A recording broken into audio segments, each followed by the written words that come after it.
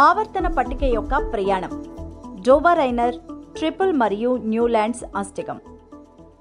సుమారు 200 సంవత్సరాల క్రితం 19వ శతాబ్దం ప్రారంభంలో ప్రపంచంలో రసాయన శాస్త్ర గందరగోళం నెలకొంది. కొత్త మూలకాలు కనుగొనబడ్డాయి. వాటి సంఖ్య పెరుగుతూ వచ్చింది. అన్ని మూలకాలను అర్థం చేసుకోవడం మరియు వాటి లక్షణాలను గుర్తుంచుకోవడం పెద్ద సవాలు. ప్రపంచవ్యాప్తంగా శాస్త్రవేత్తలు దీనికి పరిష్కారాలు అన్వేషించారు. వారిలో ఒకరు జర్మన్ శాస్త్రవేత్త డోబరైనర్. 1829 సంవత్సరంలో మూలకాల లక్షణాలను అర్థం చేసుకున్న తర్వాత అతను ఒకే విధమైన లక్షణాలతో మూడు మూలకాల సమూహాలు చేశాడు.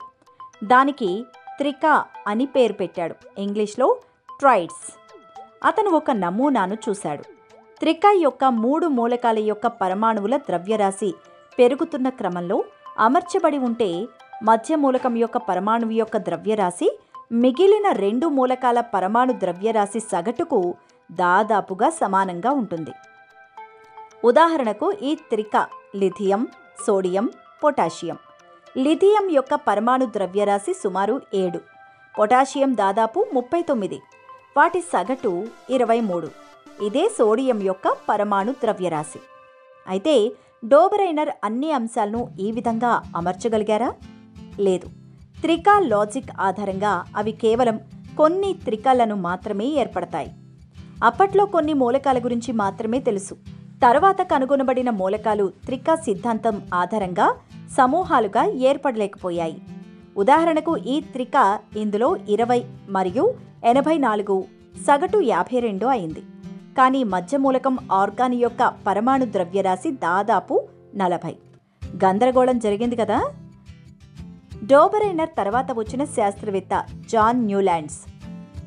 అతను మూలకాలను పరమాణు ద్రవ్యరాశి పెరుగుతున్న క్రమంలో ఉంచాడు మరియు కనుగొన్నాడు. ప్రతి 8వ మూలకం యొక్క లక్షణాలు మొదటి మూలకం యొక్క లక్షణాలను పోలి ఉంటాయి.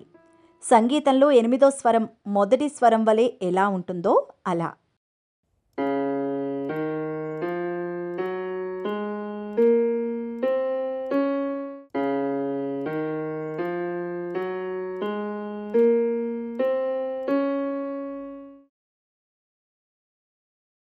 లిథియం యొక్క లక్షణాలు సోడియంతో సరిపోతాయి మరియు బెరీలియం లక్షణాలు మెగ్నీషియంతో సరిపోతాయి.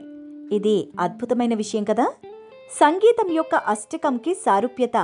అందుకే దీనికి న్యూలాండ్స్ యొక్క అష్టక సిద్ధాంతం అని పేరు.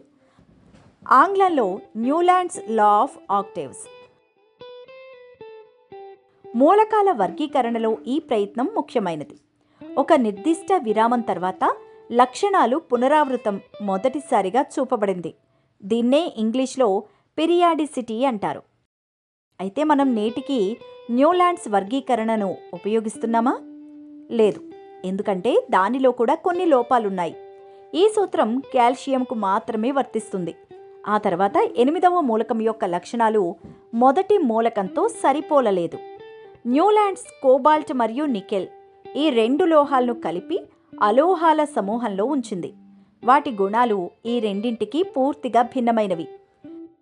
భవిష్యత్తులో మరిన్ని కొత్త మూలకాలు లభించవని న్యూలాండ్స్కి అనిపించింది. కానీ అలా జరగలేదు. దీని తర్వాత అనేక కొత్త మూలకాలు కనుగొనబడ్డాయి మరియు నోబెల్ వాయువులను కనుగొన్న తర్వాత అష్టక వ్యవస్థ పూర్తిగా తప్పుగా ఉంది. డోబరైనర్ మరియు న్యూలాండ్స్ తర్వాత కూడా చాలామంది శాస్త్రవేత్తలు మూలకాల వర్గీకరణపై పనిచేశారు. ఇప్పుడు మీకోసం ఒక పని. పరమాణు ద్రవ్యరాశి ప్రోటాన్లు మరియు న్యూట్రాన్ల సంఖ్యపై ఆధారపడి ఉంటుందని ఇప్పుడు మనకు తెలుసు. కానీ డోబరైనర్ మరియు న్యూలాండ్స్ సమయంలో పరమాణువులో ఎలక్ట్రాన్లు, ప్రోటాన్లు మరియు న్యూట్రాన్లు ఉంటాయని తెలియదు. అప్పుడు వారు పరమాణు ద్రవ్యరాశిని ఎలా లెక్కించారు? ఈ ప్రశ్నకు సమాధానం కనుగొనండి.